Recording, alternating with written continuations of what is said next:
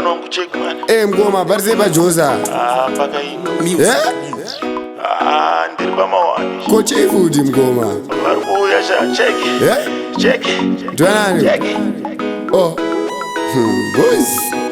Why xenophobia, xenophobia, one love, one Africa. Ngosiana kuma passport. Why xenophobia, xenophobia, Auri wangu weba Deben, inindiri wangu weba Harare. Robari jileuka. Azwinu zijibarazwa. Zimbabwe, Malawi, Nigeria, Tanzania. Tezediri bakfida mama.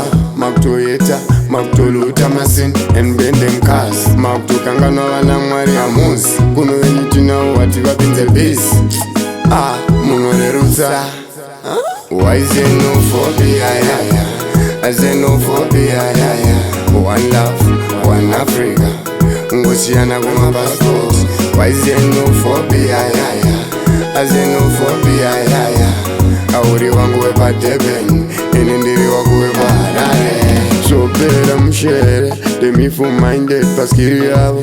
Ruvengo ni mwana wefu padigitira. Tatate, sama soporota. Sawi atoka, ngoma toka.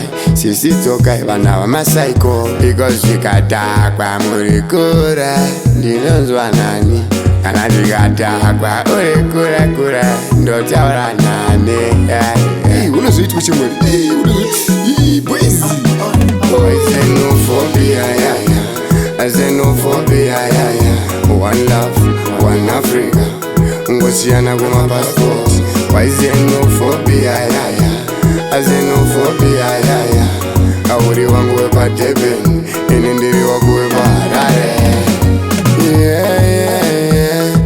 Robari jileuka. Azwinu zijibarazwa. Zimbabwe, Malawi, Nigeria, Tanzania. Tezediri bakfida mama. Maktoyeta, maktoluta masin. And bending cars. Maktokangana wana mwari amuzi. Kuno wenyitina wati wapinze base. Munorerusa.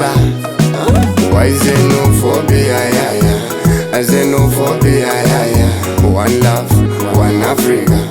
Ngosiana kuma passport.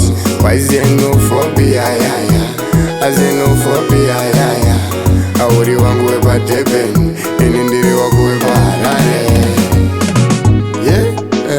Mtara ndafonirwa namkumaka. Wazungu kata zvukudaroka zvuti ndashiya kuti chika ndazonosecha kandikona.